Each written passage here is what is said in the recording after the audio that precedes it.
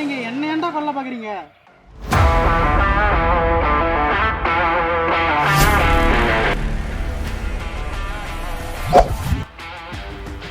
எங்களை என்ன வேணா பண்ணுங்க சார். எத்தனை வருஷமான ஜெயிலில் போடுங்க சார். அவன் எந்த தப்பும் பண்ணல சார். அவனை மட்டும் எப்படி சொல்லுங்கள் சார்.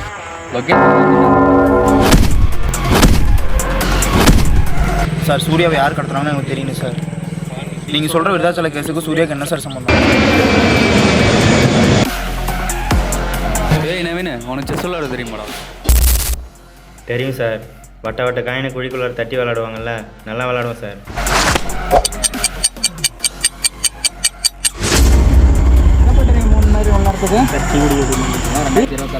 ப்ரோ, ஒரு கவிதை சொல்கிறேன் கேளேன். அவளின் தீக்குச்சி பார்வையில் அவனது இரவு எல்லாய் தோற்று போகிறது.